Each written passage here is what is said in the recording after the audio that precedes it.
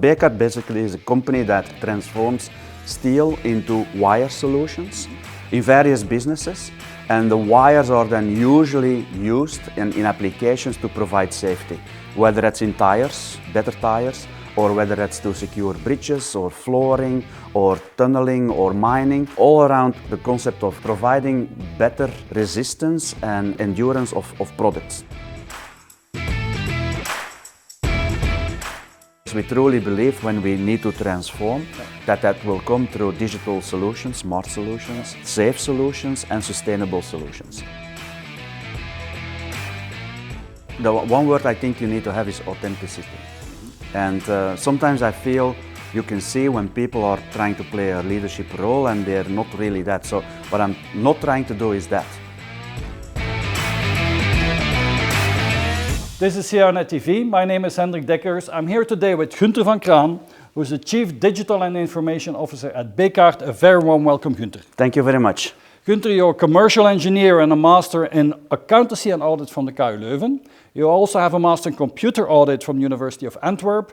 You started your career in the finance sector.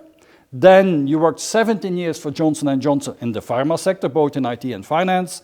And then in 2020, you joined Bekaert to become the CDIO, and later on you also became a member of the executive committee. So Gunter, tell us a little bit more about yourself. Who are you really, and how did you arrive in this position? Yep. Thank you very much, Hendrik, for the invitation as well. I've got quite an unusual trajectory to actually end up in a role like this. Mm-hmm. Like you say, I was actually very much interested in banking and investment banking. That's why it kind of like explains how I started my career. Uh-huh. I started in KBC as well. Mm-hmm. And at KBC, I started to also, at the end of the 90s, realize that automation, computers, and all of these things would change the world at a very small pace at that point. Mm-hmm. In time, and I got interested in what IT could do. Yeah.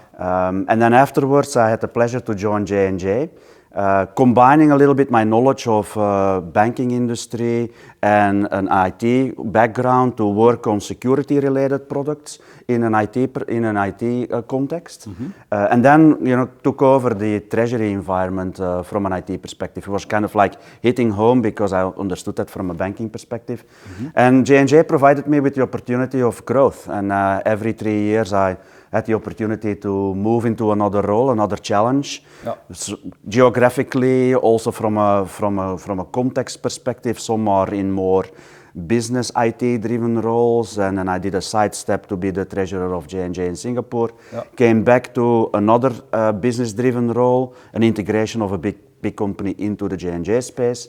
And then I had also the experience on the more, like say, back office type of functions like, networks, data centers, okay. Cloud, hybrid cloud, which surrounded me a little bit more as a general CIO. Mm-hmm. And then, my clock was ticking. I was about to reach 50, and I was looking for another experience. Mm-hmm. And Bekaert knocked on the door, and after a while, we agreed that both of us could have a very nice challenge. For me, another industry, another company to transform, for them to actually kind of like look a little bit broader from an international perspective what's going on. Yep.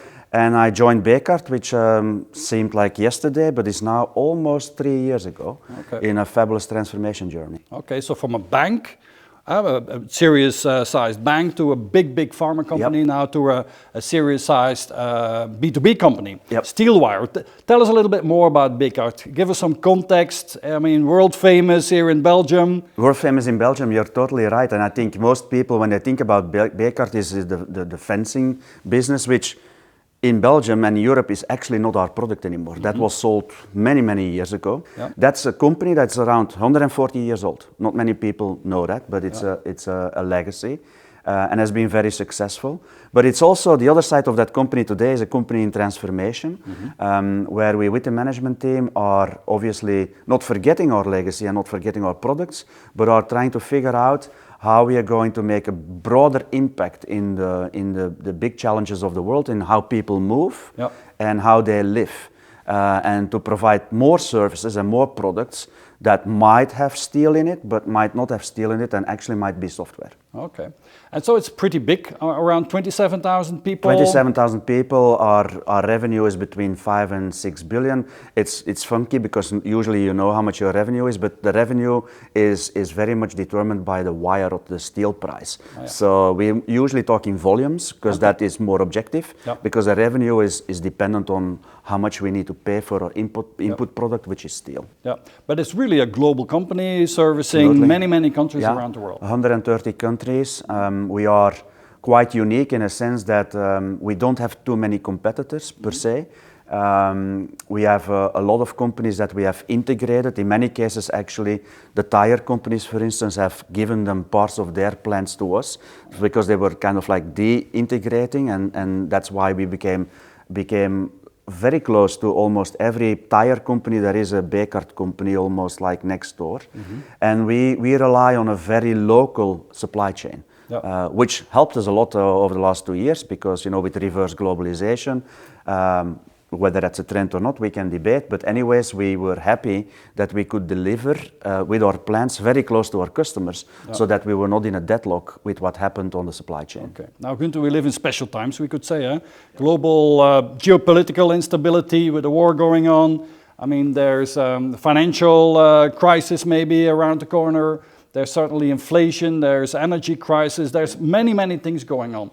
And that all, of course, creates some challenges for our businesses. So in Bekaert, in the steel wire industry, what would you say are the main challenges, the main drivers of change for the moment?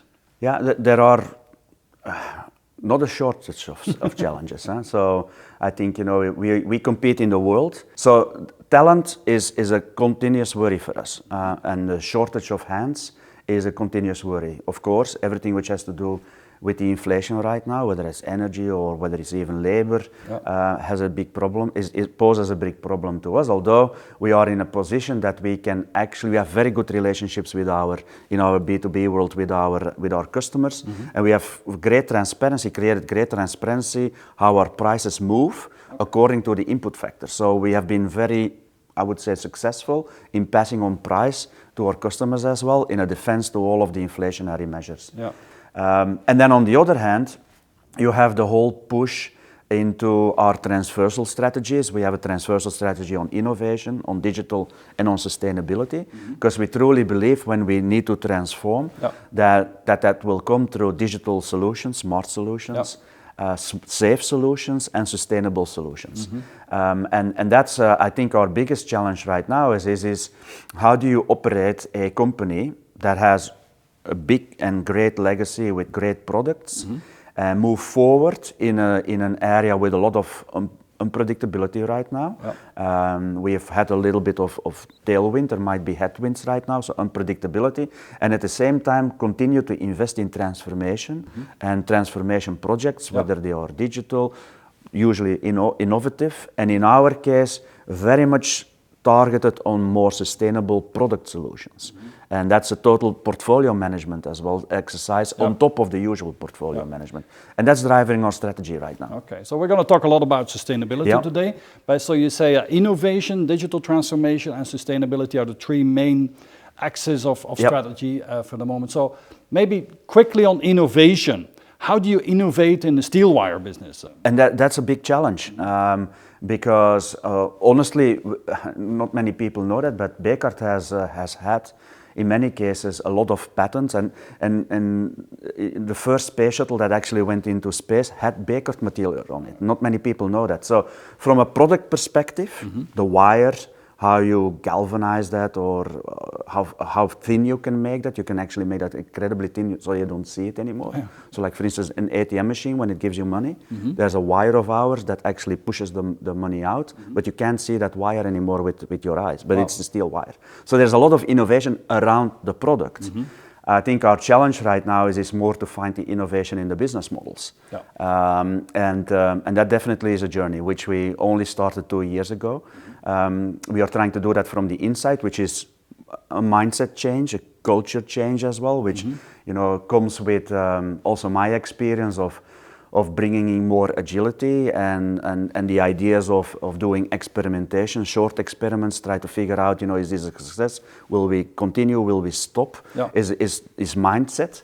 And on the other hand, we are relentlessly trying to work with partners as well to bring in new perspectives from the outside, on particularly when you look at more digital business models, around what the ideation could be around that, and a couple of things that we are currently doing, like for instance applying cameras around wires with AI components to make sure that, for instance, ski lifts, when they are transported, that we can make 100% sure that that rope which transports the ski lift is 100% safe. And that's where we are trying to figure out with innovation and usually with digital, around how can we bring things around that product more in the spaces of safety or in durability, predictive maintenance. Okay. And we'll talk about digital transformation specifically in the context of sustainability. So, Gunter, the ESG and sustainability specifically is really on top of the corporate agendas, I would say nowadays. This has become a major agenda point on all boards, I would say, nowadays. And companies are really aware that their appeal to customers, to investors, and also to employees, I would say, is directly linked to their commitment to create a sustainable and inclusive society. And so all companies now have their targets, they have their plans to become net zero. So where is Bekaert in their race to net zero? Yeah, it's a great question, because like I said, we have the 3 transversal pillars and sustainability is one of it. Mm-hmm. Not because it's fashionable, but because we truly believe that we can make an impact, one. Secondly, we also need to recognize that the production process we use is not necessarily the most sustainable production process on the world. Yeah. So we have a moral obligation to continuously look at how do we produce. Yeah. So we are looking at ESG not only from a CO2 reduction perspective, we really look at the E, the S and the G. Mm-hmm. We have signed up with SBTI. Not many companies have actually targets, but not many have them verified by the SBTI, which is kind of like, when you're really serious. And Scoop, our targets were actually 2 days ago verified by the SBTI. Mm-hmm. We will reduce CO2 by 45% by 2030 and net zero by 2050. Okay. But more importantly, of course that is important, and we obviously also have a water a target around the reduction of water by 15% and other natural resources. But more importantly, I think, with focus, and I think that's also something that we try to do with digital transformation, and we do it now in sustainability as well, is with focused effort and with teams that actually go in deep into a plant. Yep.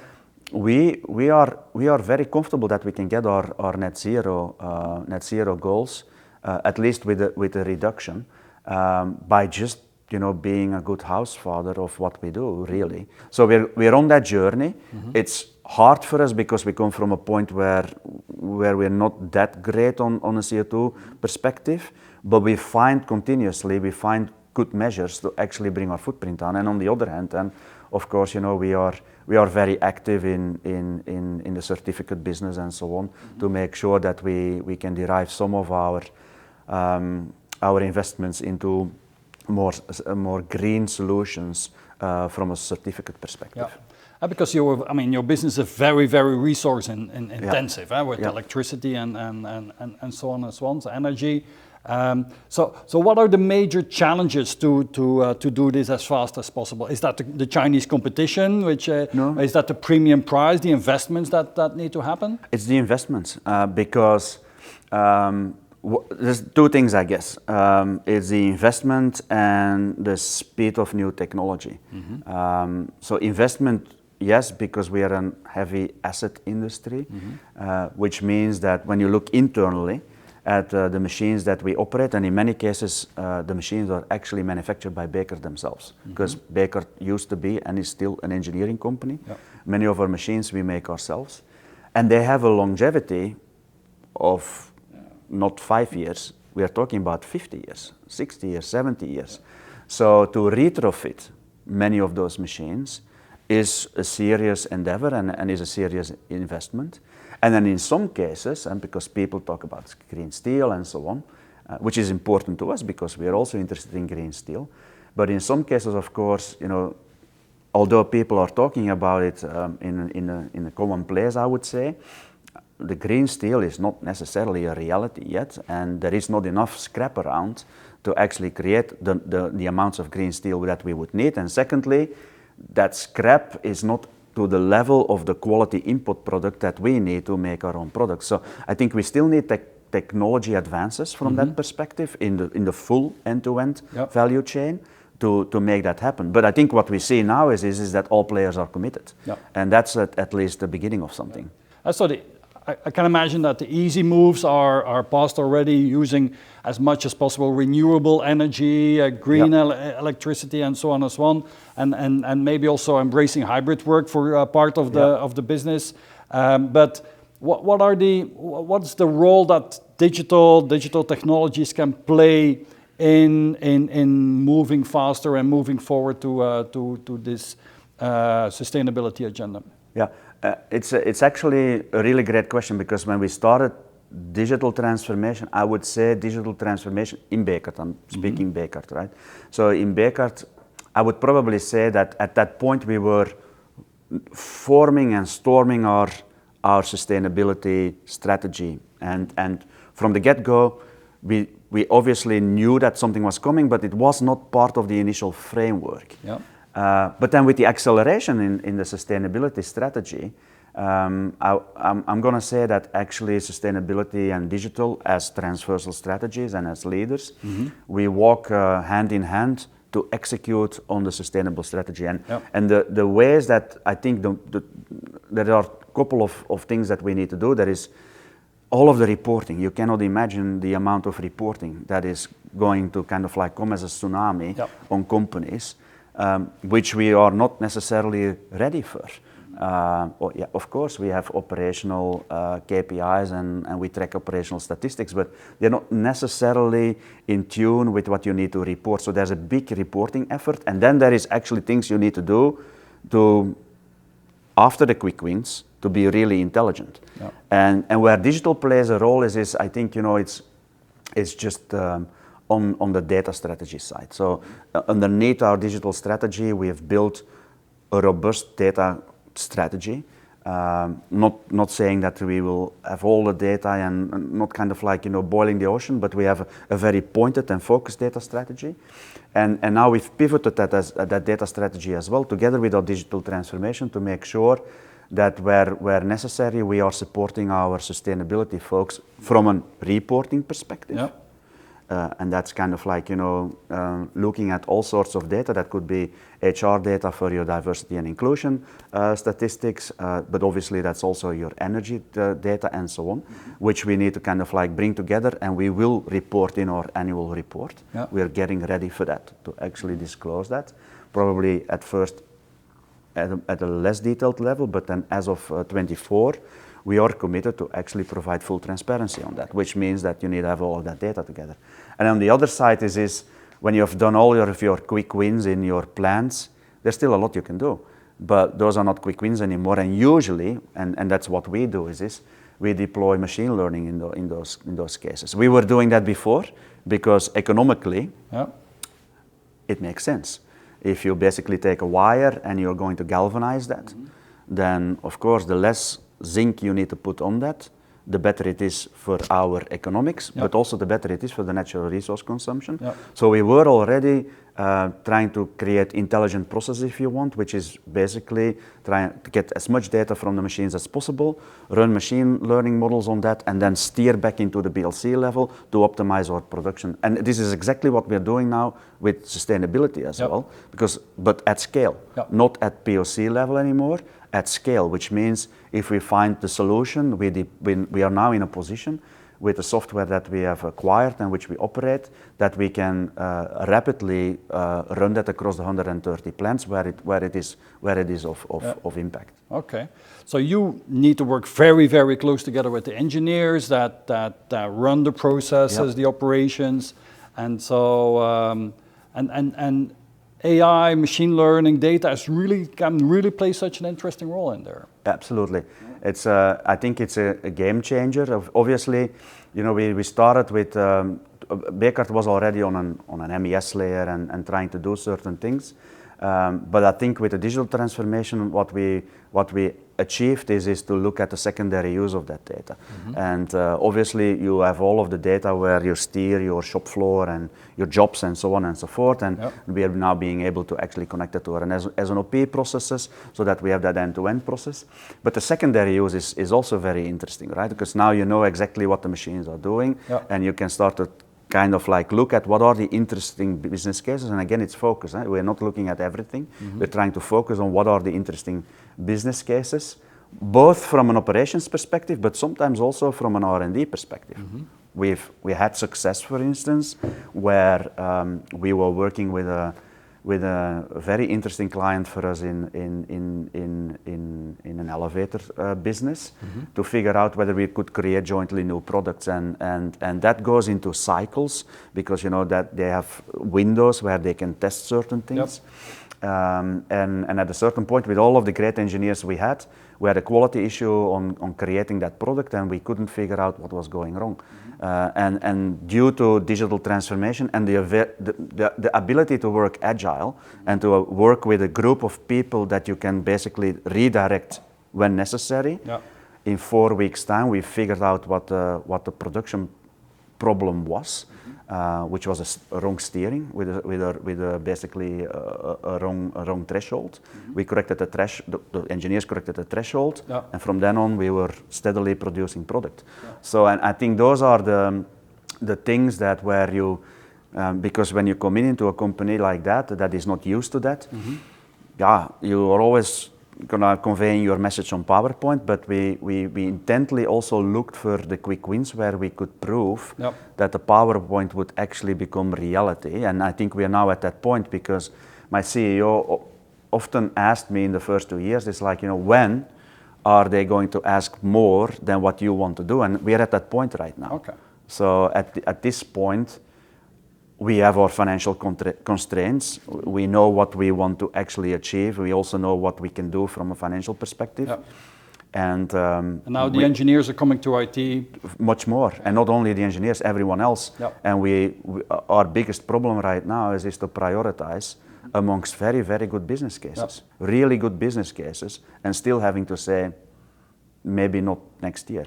Where is the expertise around data science and so on? Where is that situated? How is that organized? Is that in IT or is that in the business units, in R&D?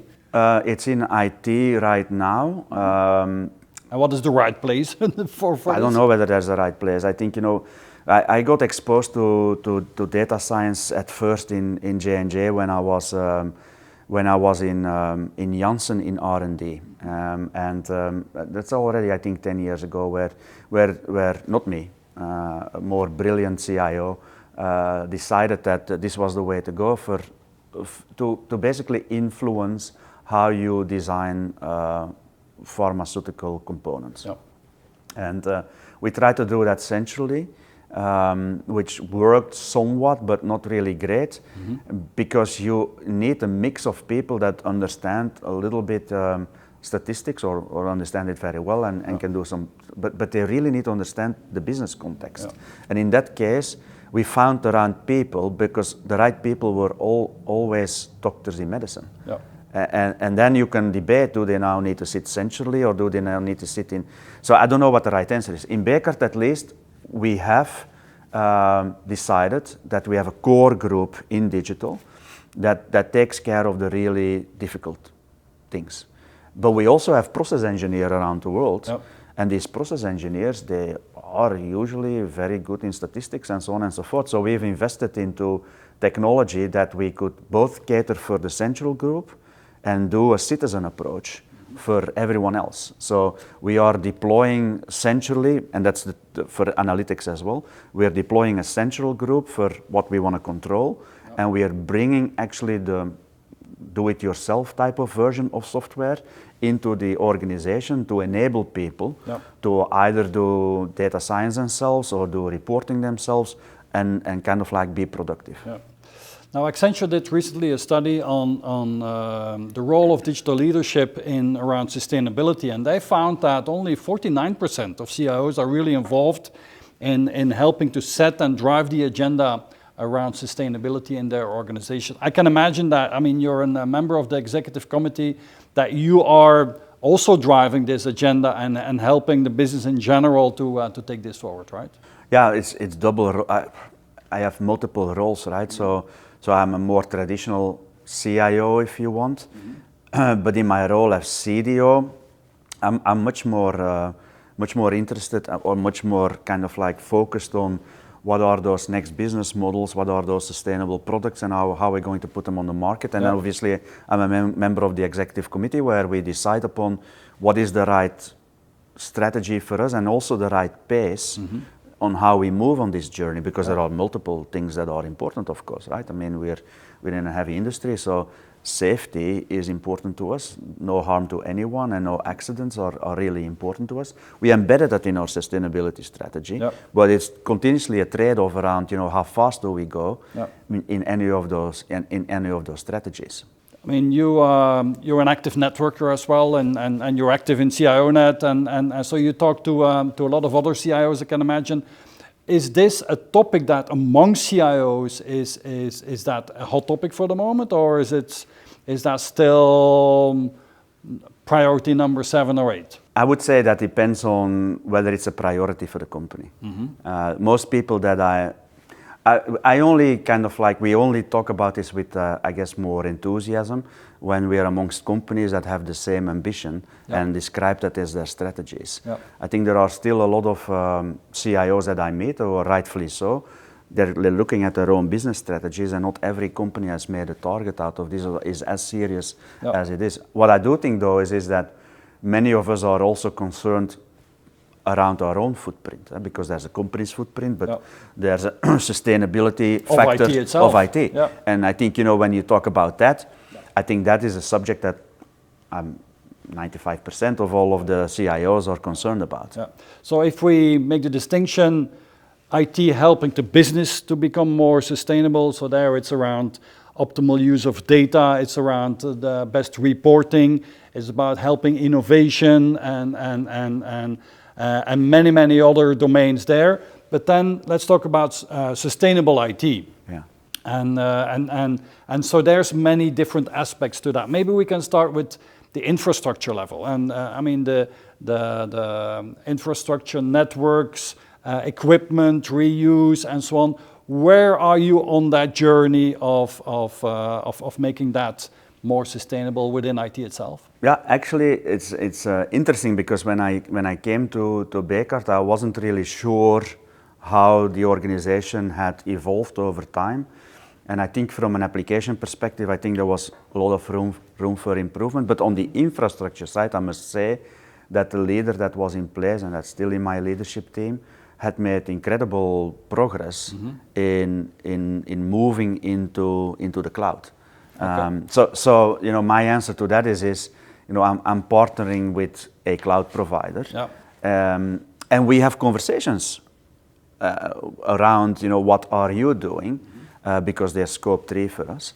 What are you doing to actually, you know, make your data centers more sustainable, and so on and so forth. And actually, the provider that we are working with provides me with an overview of all of that, so that I can integrate that into our scope 3 conversation. And that because we all know that the internet and certain things like blockchain and others, that industry has a rather important CO2 footprint, right? So we are counting on our cloud strategy. We had data centers. We have a small one now for just the things that we are not ready to actually go into a cloud first. But I would say 85% of our workloads are in cloud, are running on cloud. We're totally on SD1. I would say we are more software defined than anything else. And then we are relying from a sustainability perspective more on our partners and on the strategies, which we do like any other supplier relationship which we have. And that's, I think, a little bit, you know, what we're trying to achieve. So by moving to the cloud, we also kind of outsource a little bit the sustainability problem to the supplier there, right? And I think not only the problem, but also the solution, because let's be honest, I mean... They should be able to do a better job than on your own data center. I'm not in the business of building, even in J&J we built hybrid cloud, and J&J has a different P&L than Bekaert has, so you could argue, you could build your own data centers and make them green. But that type of investment by an individual company is usually not done. So I think by doing that, we are also enabling scale across the hyperscalers. And then I think we jointly need to push them to do the right thing from a sustainability perspective, which they're usually doing because economically it also makes sense. Now, cloud is, of course, a very interesting discussion. And you said we moved majority of our applications in the cloud, still have some parts in a data center of things that we're not ready yet to move to the cloud. So, but I can imagine your strategy is clearly going for cloud. If you look at the cost side of that, do you think that cloud in general is more cost effective for companies, or that's not really a goal in going to the cloud? It is definitely a goal. I think it depends on your maturity level, and that's absolutely what we are now also making the transition to. Is we first made the transition to cloud, and you know that was for certain reasons because I didn't want to invest in the data center anymore. But I think now we are making a more fundamental transition in the operating model around that, and we are redesigning the roles that we need into what you call an infrastructure group. Which is more FinOps, because if you don't adjust your operating model, then I think cloud is more expensive, to be honest. Yeah, of course. But if you adjust your operating model, but that means you need to understand 100% what your workloads are, when they need to be active, when they need to be live, where should they run, and how you can optimize. And you need to have people to have that economical view that can work with your hyperscalers, because sometimes I feel there's also this momentum, like, you know, the hyperscalers are not willing to kind of like give away some of that margin.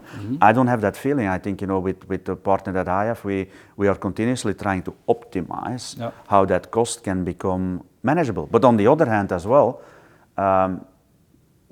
when you're building data strategies and when you're deploying data strategies for sustainability and other type of solutions, of course, your usage of data is going to go up, and there's a cost to that. Because, I mean, what is it? 1 to 2% of global carbon emissions come from IT, from data centers, and so on. So that's massive, and that's, I mean, water as well. And the acceleration, the growth there is immense. The data volumes are exploding. So that's an important thing to manage as well. So let's talk a bit about on your application landscape, where can you optimize there? Because, I mean, sometimes people talk about sustainable code and making sure that your code is not redundant and so on and so on. Is this something, do you do a lot of bespoke work, or are you more into ERP and applications? Well, we came from ERP. I think, you know, when I joined Bekaert, we still had the IT strategy that we would do SAP on less, which also meant that there was a lot of custom built in SAP. But whilst we went through the digital transformation, my belief is that, you know, we would need a different ecosystem of different applications that have more integration, and that strategy changed a little bit. Now, of course, SAP is still an important product for us because we run our ERP on it and so on and so forth. But it's not the only core system. No, it's much more. I think, you know, grosso modo, you can say that we have 5-6 strategic investments into software, and that we are in the business to make sure that they speak to each other. And then the other piece for us is important is our company has 4 business units, and of course, you know, like in any company, every business unit will say that they're extremely special and different. In some cases that is true, but in many cases it's not so. Digital transformation was also for us much more a standardization effort than anything else, and trying to kind of like be really crisp on where would we differentiate and for what reason, and if not, then we standardize, which then eliminates a lot of bespoke work. Yeah. So we are trying to do out of the box as much as possible. I can imagine. And if we configure, Yeah. we try to configure standard process. Yeah. So that kind of like brings down the amount of code that we Customization. actually need to be worried about. That helps from a sustainability perspective, although I'm not really sure how the maths work, but that helps. But it also helps from a complexity And perspective. from agility and so Everything. on. Yeah. I mean, you know, again, there's the win-win between what you do from an economical perspective and how you kind of like treat the environment. So what are the main platforms that you're using? SAP is one of them. What are the other ones? So we are, the partner we are on with is is Azure. We work a lot with Microsoft. We have Adobe on our on as part of our commercial Yep. platform, but also the, Microsoft Dynamics for CRM. We work with Dassault on the shop floor, Yep. and with OMP. And then we work with SAS from a data science perspective and an analytics perspective. And we just signed with Software AG from an IoT and Industry 4.0. Okay, nice. Spread of different standard suppliers, I would say. Yep. There was recently a study done by BT on the main challenges in IT for sustainability, and as a surprise, one of the main concerns that came out was security. And so they said that, a study said that many CIOs are concerned about their sustainability data, which is sometimes very sensible data, and that to keep that secure and make sure that they follow the regulations and so on. How is security at Bekaert? How is that organized? And is that a specific concern around sustainability? Yep. So, like I said, when we moved from SAP alone to a more digital landscape, we realized that you know, we would be more vulnerable than we were before. When you start to do integrations with the outside world, when you start to do e-commerce, when you kind of like your profile obviously goes up. So every time I talk to the board, it depends a little bit, you know, what I'm trying to emphasize, but depending, it's either digital transformation, which is priority number one, or cybersecurity is priority number one. But I think, you know, the way we look at this is we have 4 facets which we think that determine now the digital strategy. And there's the facet of the opportunity of technology moving really, really fast. AI, ML, all of these things.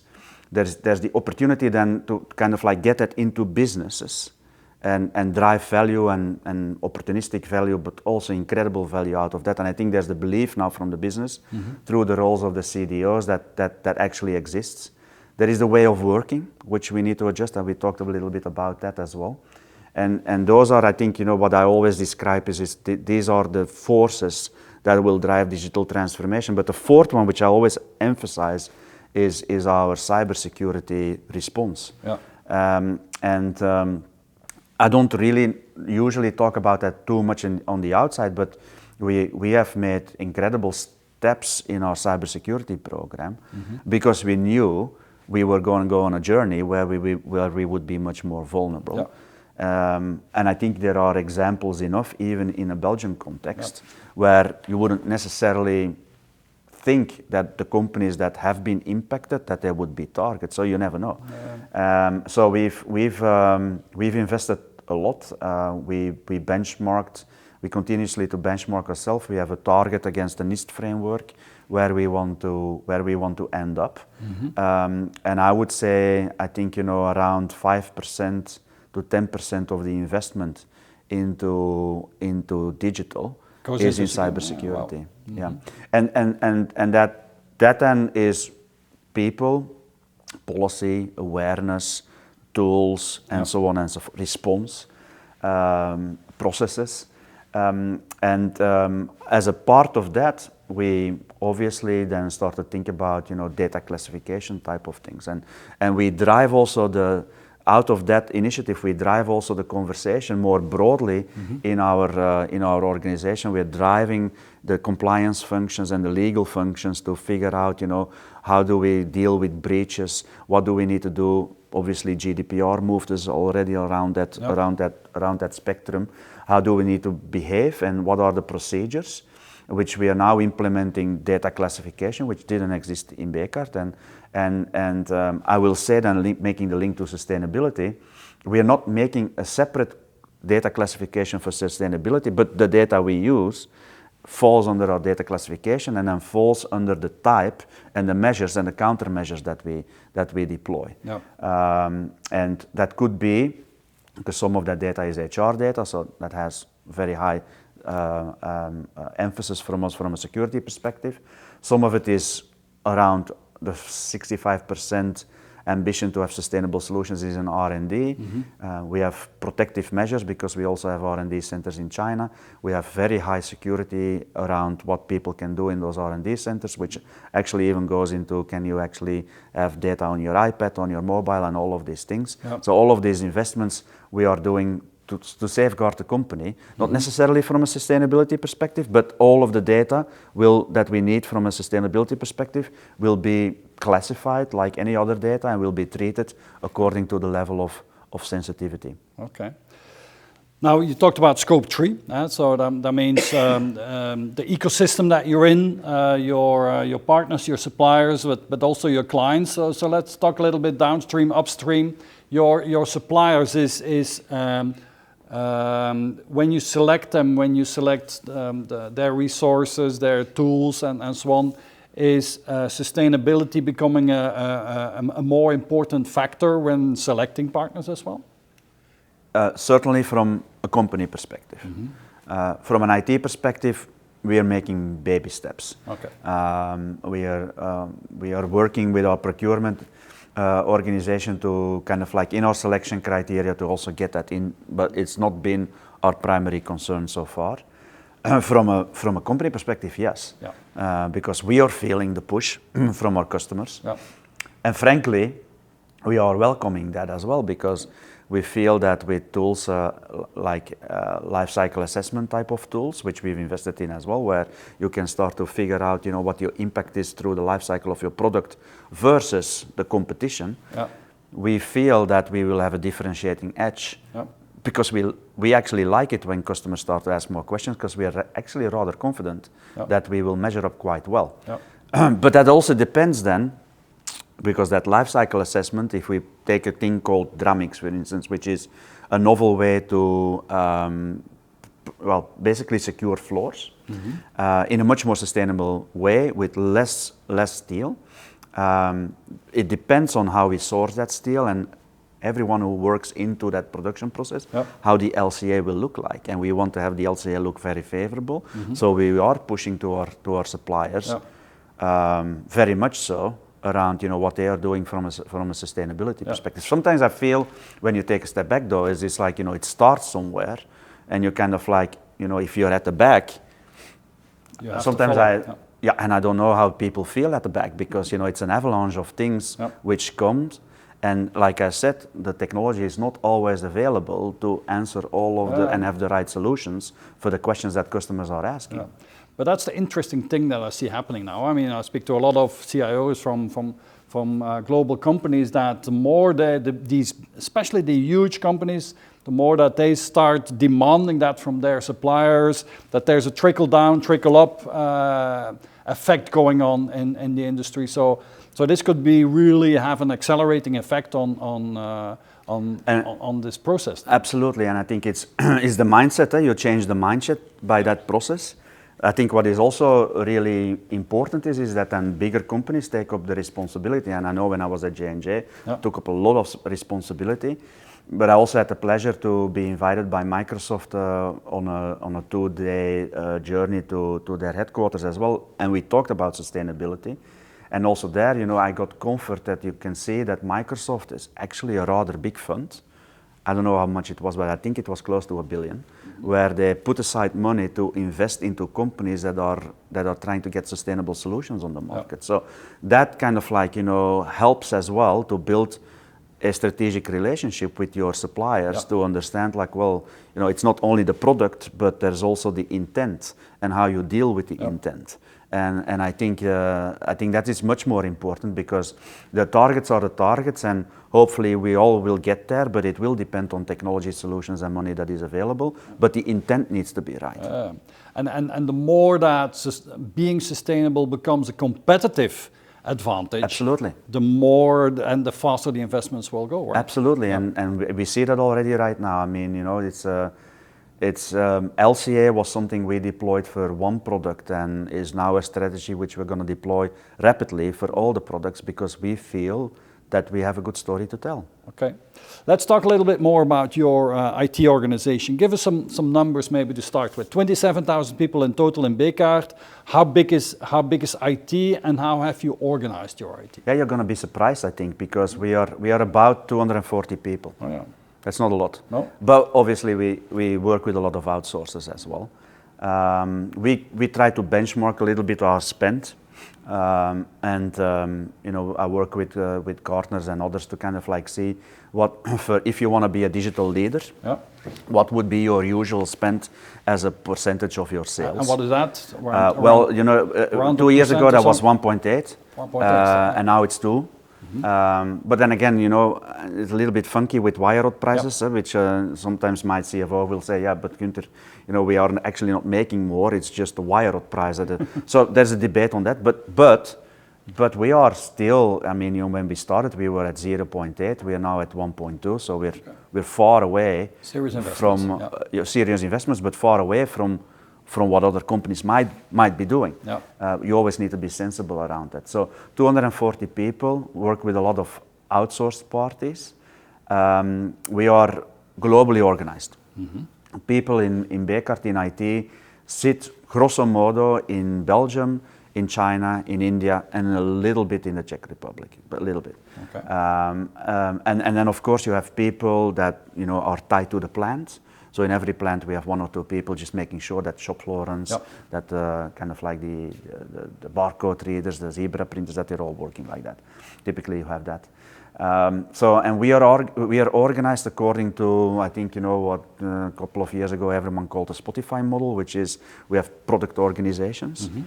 I have one person that runs all of the operation applications, which is kind of like everything which has to do with shop floor, supply chain, logistics, and all of that. One person for commercial, one person for the enterprise, and then one person for R&D. And then below we are building platform groups, where we have the aim to build once, scale much.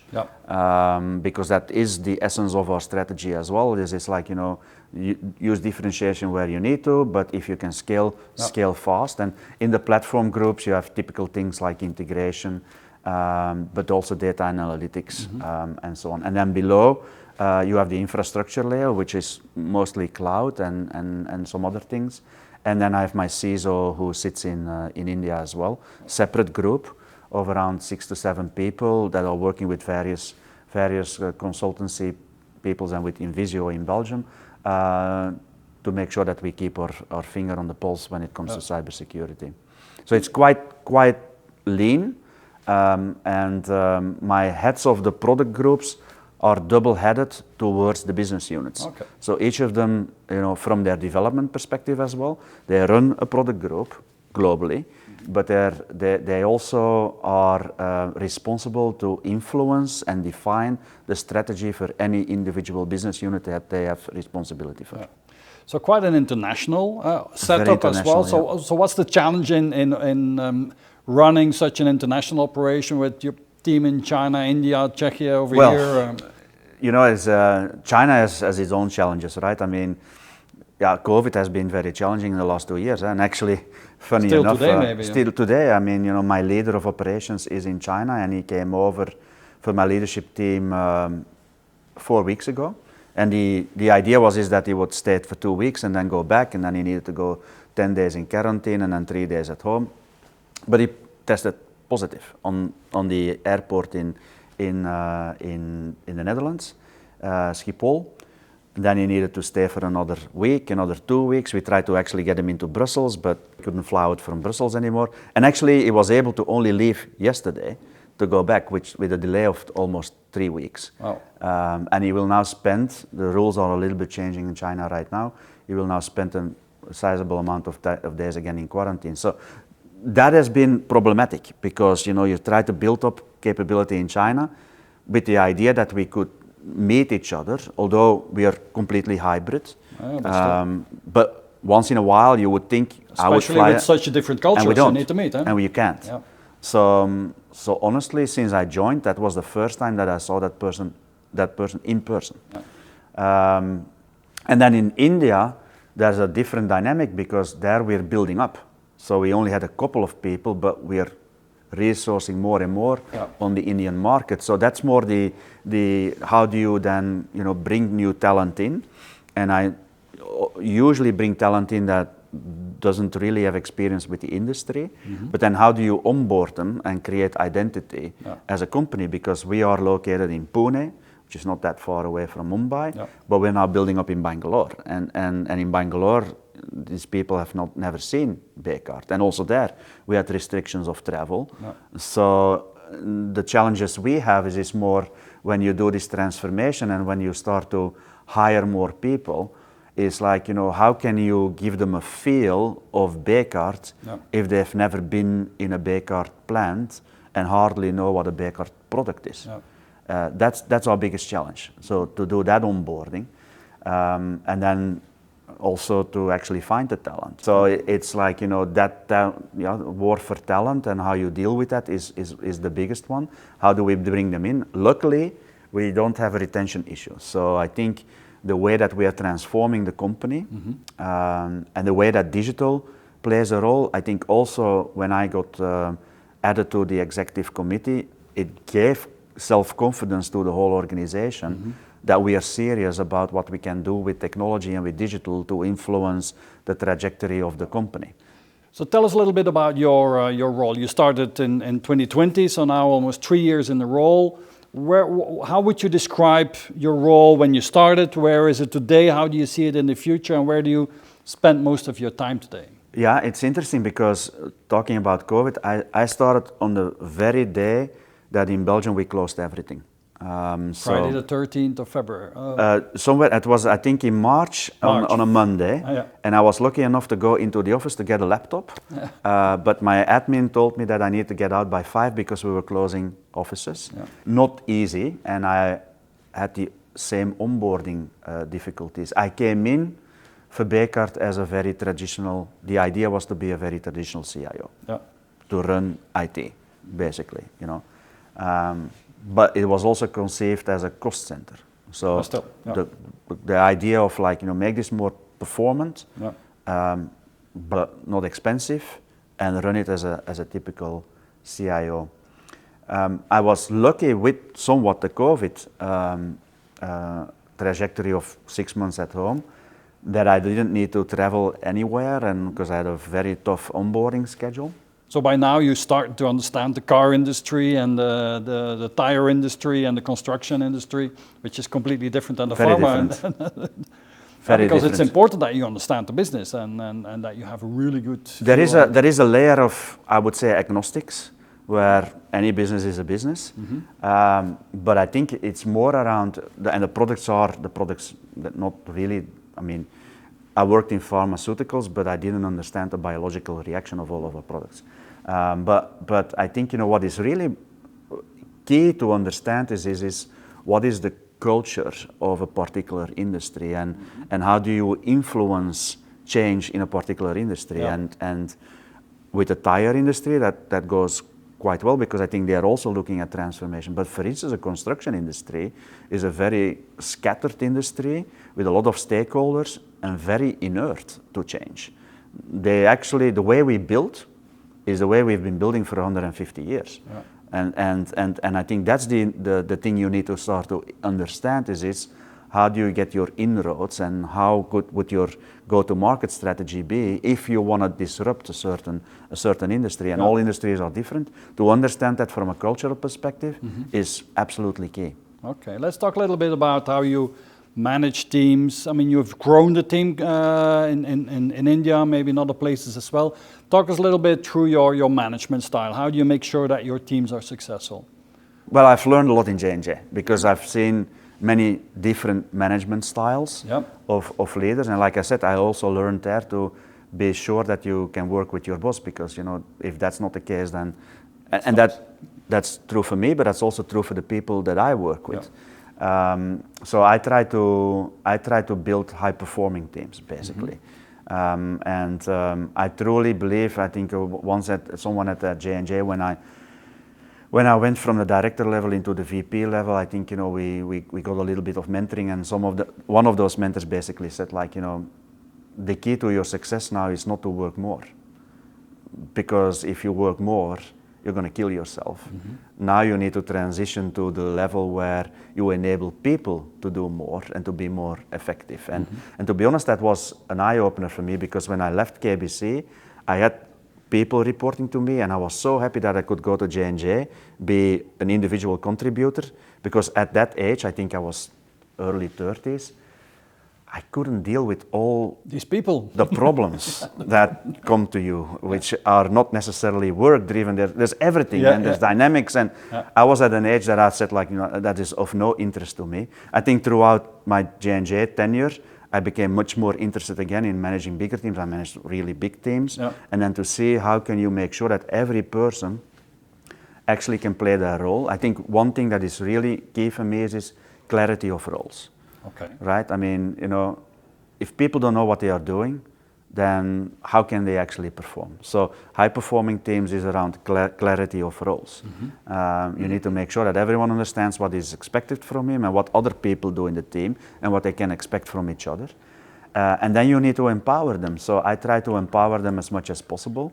And I always got their back. I think, you know, that's something I learned from Mr. Stoffels in J&J, where he always said, like, you take the risk, I have your back.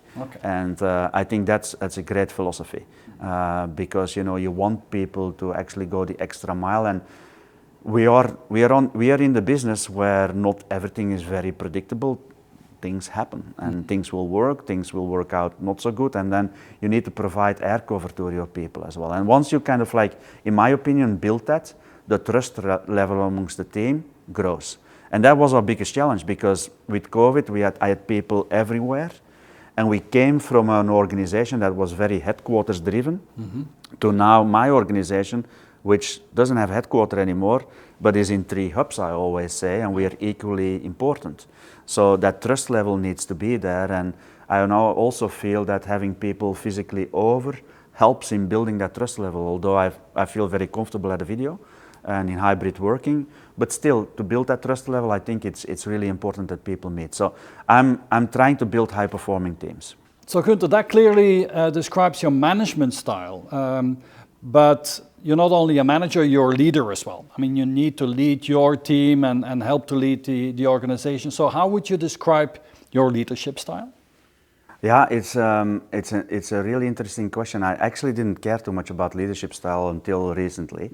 I think, you know, honestly, the one word I think you need to have is authenticity. And sometimes I feel you can see when people are trying to play a leadership role and they're not really that. So what I'm not trying to do is that. So I'm trying to be authentic and then adjust leadership. And for me, leadership is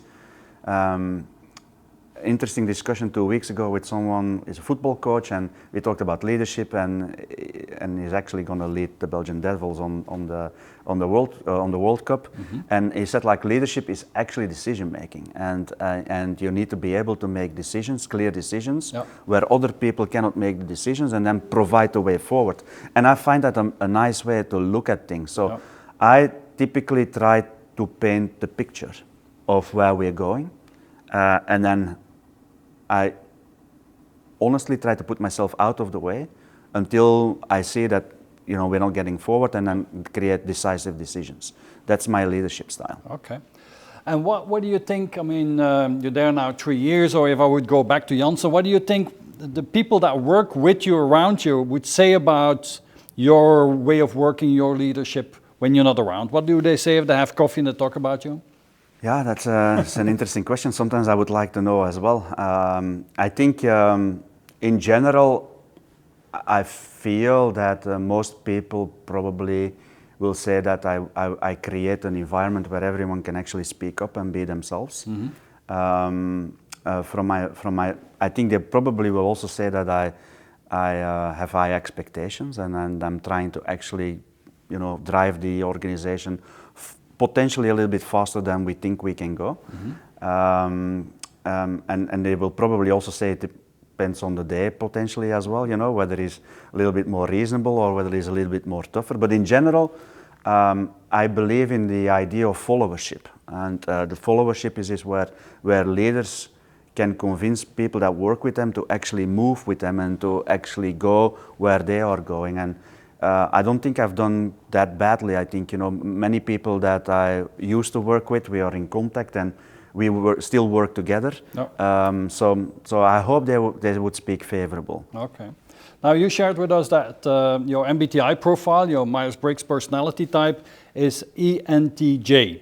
So your commander is the word for that. So an ENTJ is somebody with extroverted, intuitive thinking and judging personality traits. And these are decisive people who love momentum, accomplishment, and they gather information to construct their creative visions, but they rarely hesitate for long before acting upon them.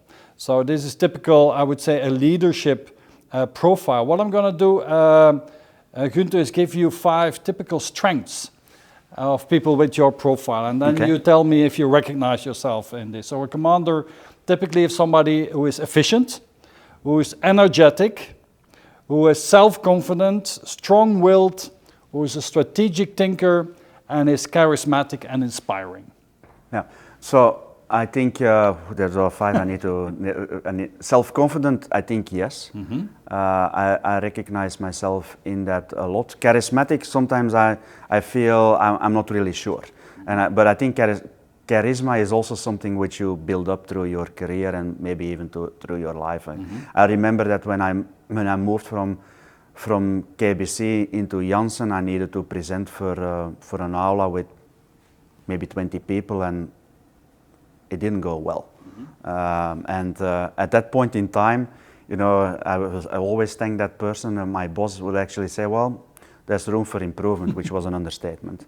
And he said, we're going to do it again next week. And I said, no, I will never do it again. He said, no, you're going to do it again next week.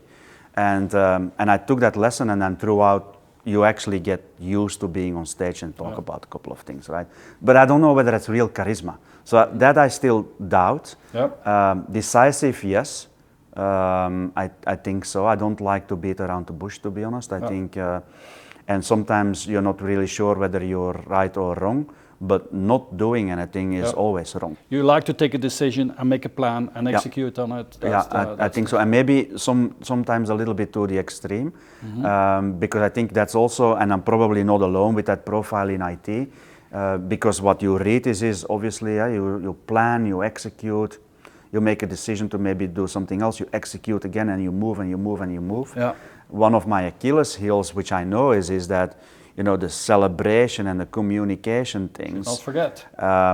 Is an Achilles heel for me. So I always, wherever I've learned now in the last 10 years, wherever I am, in what role, I always surround myself with people who are strong from a communication and a change perspective. And actually in Bekaert, I have my own communication manager, who just makes sure that once in a while, we kind of not once in a while, but a lot, she intervenes and says well, pause, we're going to celebrate now and we're going to do this and that, which helps me to engage the organization, not only my own organization, but also the message that I'm trying to bring in Bekaert of transformation. And that I think that profile misses a little bit. So the one thing you need to know is, I think when you know your profile is who do you need to surround yourself with to make up for the flaws of the profile. Well, let's talk about the flaws. I mean, because every personality type comes with strengths, but also with weaknesses. Let's call them areas of improvement, development areas. So commanders, ENTJs, can be very stubborn, they can be dominant,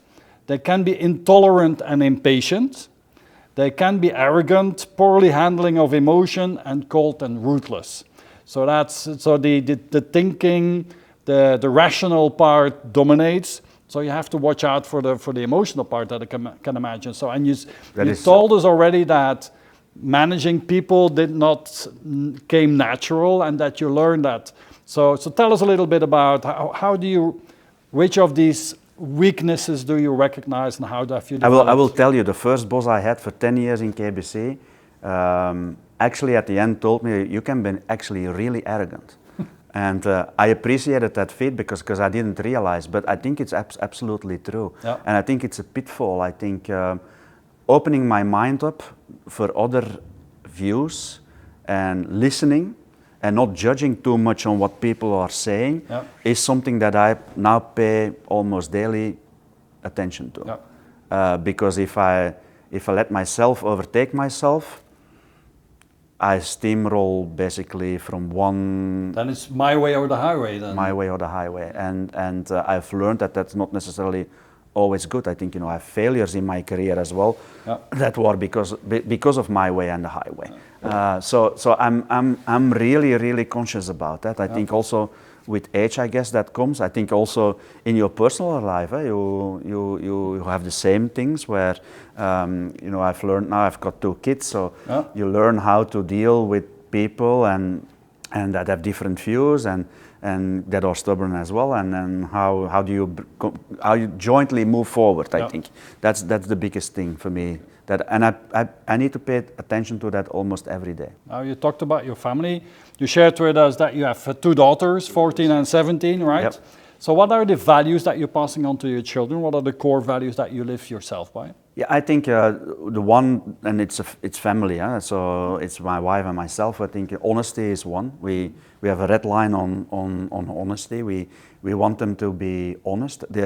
We also, and we are lucky now that we live in the age where we live, but we also want them to be self-confident. Mm-hmm. So they have gifts which are different than my gifts, different than my wife's gifts, but they have gifts, and they need to be able to be self-confident about their gifts as well. So we are trying to actually bring them up as honest, self-confident, and also vocal girls. So we find it very important that they can argue, maybe not to the point of stubbornness, but still that they can form an opinion, and that they actually have the opinion of their own, and that they are not too much, of course they're influenced, but they're not following others' opinions just for others' opinions. So those are the things that we really try to pass on, which brings us, to interesting debates at the table often in a while, because you need to create room for all of these things.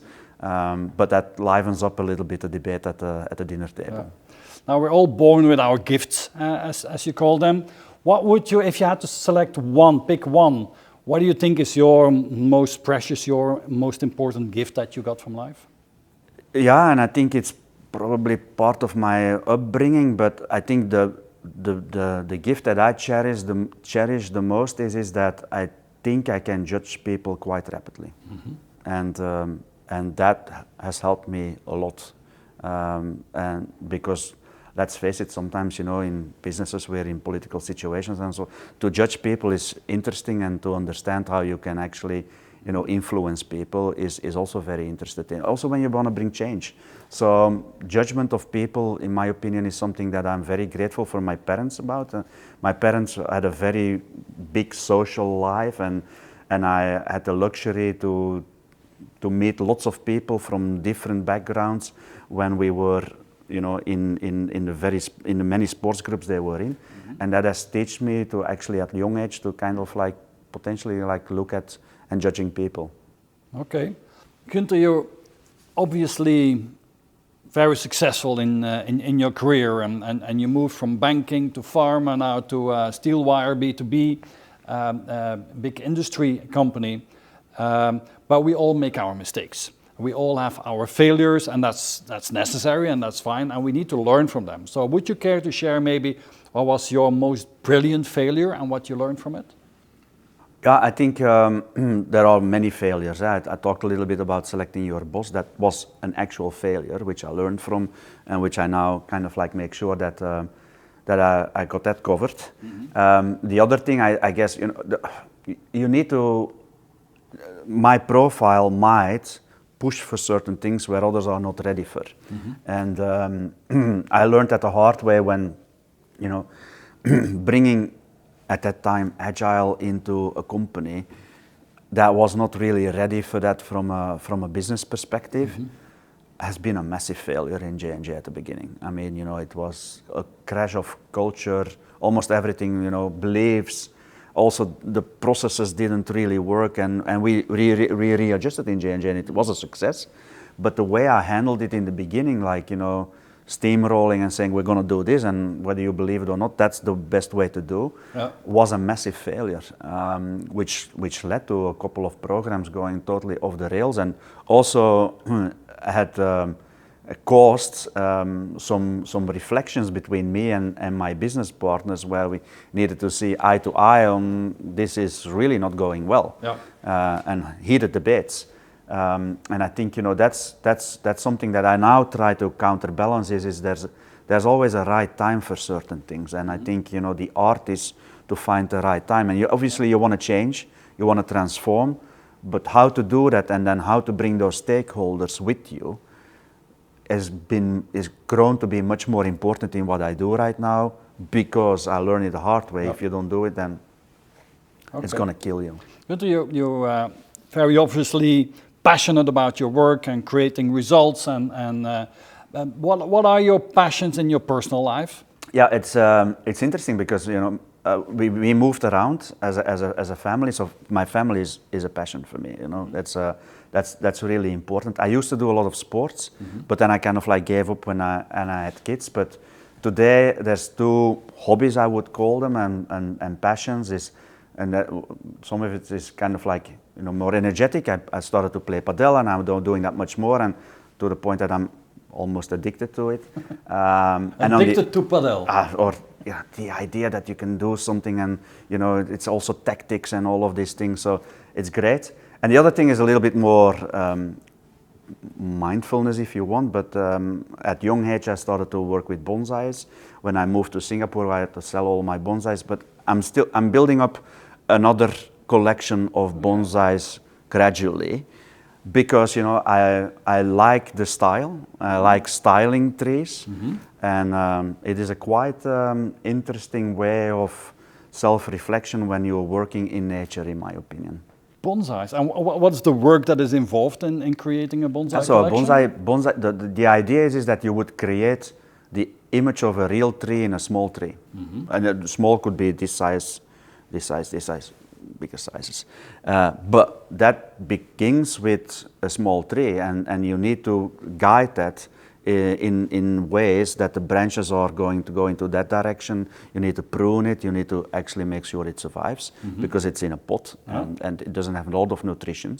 So you need to make sure it survives, and you actually grow up with the tree, and you have different intermediary stages that you want to reach to an end goal of how a tree needs to look like in 30 years from now. Wow, that's quite special. Read about it, it's interesting. Yeah. Okay. Now, in your life, Gunter, what would you describe as one of the best things that has ever happened to you? I think one of the best things that happened to me was joining J&J, because it created so much opportunity for me to personally develop, but also for my family. We got the opportunity to move to Singapore, which was life-changing for us. We moved with a 3-year-old and a 1-year-old.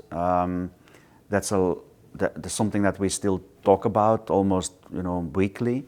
But the opportunity space, I think, which you got into that group is incredible, to be honest. Okay.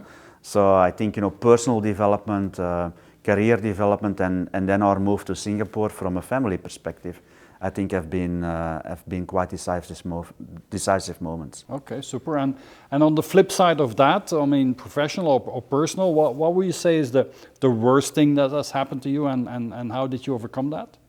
Well, and that's probably a long time ago, but I think, you know, the worst thing that happened was my mother died when I was still quite young. I was 20, and I had a very close relationship with my mother, and actually she never saw me graduate from school, although she wanted to see that. Yeah. And that was not easy. Oh, that's tough.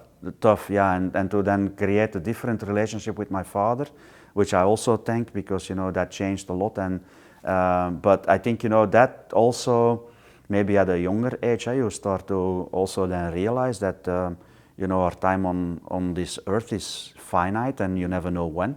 So you need to make the best of that. So and that's, I think, a little bit what I try to do. I try to make the best of every day. Okay. Is that your personal mantra, or what would you say is your personal mantra?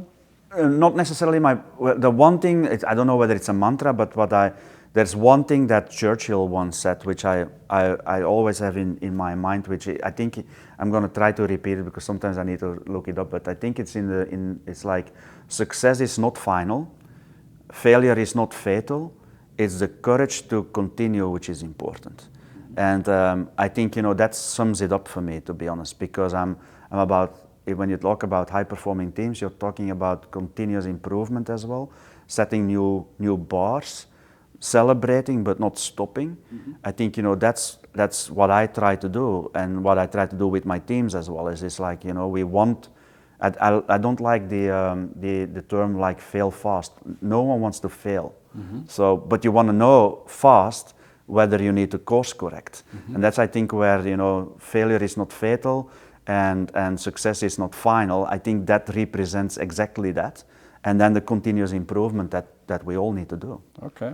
Who is it that you look up to in your life? People that are important, maybe mentors that were important in your life? I had a couple of mentors in J&J, which I still actually call once in a while. Oh. So I've been there now away for 3 years, but there's the CTO which I worked for, a CIO which I work for. We chat on LinkedIn almost every 3 weeks, and some colleagues as well. So I really look up to people that have built their own careers as well, and that have been successful in big international companies. And then on the flip side, from a personal perspective, I guess, everything which happens around me, sometimes I look up to my kids, how they stand into the world today. It's not an easy world for kids to actually grow up into. And the way that they do that, that motivates me and impresses me as well. Okay. So last question of today. So Gunter, thank you so much for coming over and having this brilliant conversation. I really enjoyed it.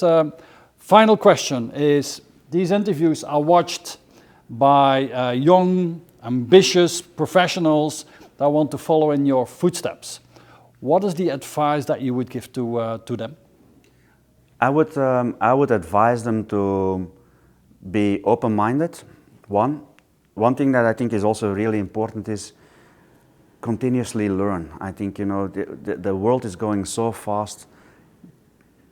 Get with the program. So make sure that you're relevant and build your own networks. I think there's so much opportunity in people. There's so much opportunity around the world. Yep. I truly feel that people that can marry business challenges now with technology and understand that, the role that a CIO and a CDIO might have, I think we're just tapping the potential of what they can do in boards. And I would actually see many of my colleagues and others that will follow to be much more decisive in strategy setting for businesses, moving away from cost centers into profit centers and into strategy makers, but do it with confidence and make sure that you have the right profile, that you keep on learning, that you learn from each other, and that you are confident in what you do. That's my biggest advice to everyone. And on that note, thank you so much, Gunter. It was a pleasure. Thank you very much. Thank you.